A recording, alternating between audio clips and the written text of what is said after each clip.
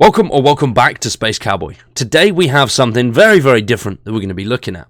Hopefully this is something that everybody enjoys. If you do, make sure you drop a like and let me know down in the comments below if this is something you want to see more of. Because today we're going to be looking at Fallout London. Fallout London looks absolutely insane. And recently we have seen a brand new release date. Originally, it was meant to release towards the end of 2023, but now it has been pushed back to April of 2024. We'll go into more of the reasons behind that, but if you don't know, we'll go over what Fallout London is.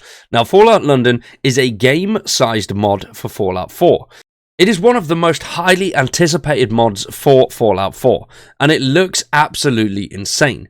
The team behind it have their own YouTube channel and loads of other socials where they've been posting clips, all sorts of little tidbits of information, and we finally have that release date, and we saw loads in their official release video, going over all sorts of new weapons, new announcements, going over what the quest lines will be like, and the areas that we'll be able to visit. It looks insane, and it is the size of a brand new game in a nutshell. Now, Fallout London has been in development for over 3 years, with up to 200 people and tens of thousands of hours of work going into it, which is an absolutely outstanding achievement from the guys at Team Fallon. Now, as I mentioned, it was originally meant to release towards the back end of 2023, but because of some current world issues and loads of other things that are unforeseen, testing and quality of life improvements haven't been made as well as they'd like them to. Everything that is pretty much core is there and ready to go, but they want to do a lot more testing and make sure the game releases on a very positive note with a lot of polish in there and hardly any bugs, especially considering, Bethesda's usual bug-riddled releases. It seems like Team Fallon want to go out there and do a hell of a lot more with that certification checks, make sure everything looks good, works well, and is going to be a hell of a lot more playable on release than some other titles. So I'm very excited for that, and it's good that the team are doing that. Now, with that being said, their new release is still a little bit away, but it is in the first quarter of 2024, and it is releasing on the 23rd of April 2024 in conjunction with the Fallout TV series, which will give us a little bit more of a pump and a hell of a lot more excitement, and hopefully a lot more eyes on Fallout London. We could hopefully see a hell of a load of new players to the Fallout franchises that see the series, like it, and want to try out the games, which will be great. Now, when it comes to the game and its size, this is an absolute mammoth of a game. As I said, it is a game-sized mod. There is loads to do here, with 15 boroughs of London involved. Camden, Westminster, loads and loads of others, all there, all with their own unique, intricate details, and representing what London actually looks like. They've tried to capture London as it is, and obviously add that Fallout twist to it. So the decay, the end of the world, which I really like that idea, and it's nice to see London getting some of that treatment too. Overall, there will be 17 settlements that we'll be able to build as well. So all of that Fallout 4 mechanics are still in the game, such as the base building, the settlement building, companions, all of that stuff is still there. But they have just improved it and tweaked upon it. Now, the map size is the size of Fallout 4's Commonwealth and the Far Harbor DLC combined. So that is absolutely insane. It is going to be massive. And with it being London, I don't think we'll see many sparse open areas as we do in Fallout 4. We could see a hell of a lot more built up, which I'm excited for that. There is hundreds of areas that we'll actually be able to go into as well and explore, some of those being extremely big, which is very good. I'm very excited to see that. And alongside those areas, they've also had a load of 2D artwork done between themselves, which makes this look a hell of a lot more British. So there's going to be a lot of British things floating around that you will see and recognise, obviously, if you were a Brit. But as well as that, there's a whole new quest line, including 53 main missions, along with 35 side missions, 25 faction quests, 64 miscellaneous quests, and 16 gang quests.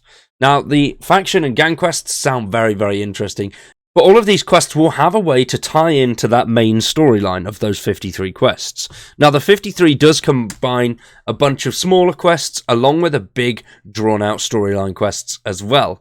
Similar to previous Fallout games that we've played, where you can have Pretty simple quests which just lead you to go to one location and check some stuff out and then head back, where there are various ones which will lead you to several different locations and see you grabbing things, killing people, all of that stuff, which I'm very excited about that. That's going to be awesome.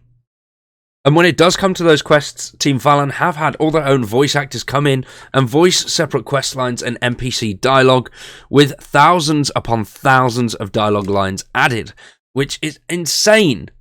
The amount of effort and work and love that has gone into this mod, it is showing by the team. Just looking at some of their videos on YouTube, which, if you don't know, all of the links to all of their socials, all of their YouTube is down below. There's loads more information on their channels as well. I will be doing continual more videos of Fallout London if this video does well and people are enjoying it.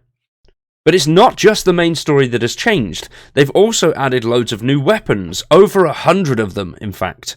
Loads and loads of consumables, over 200 of those, and over 500 wearable items, all adding some very British touches to them.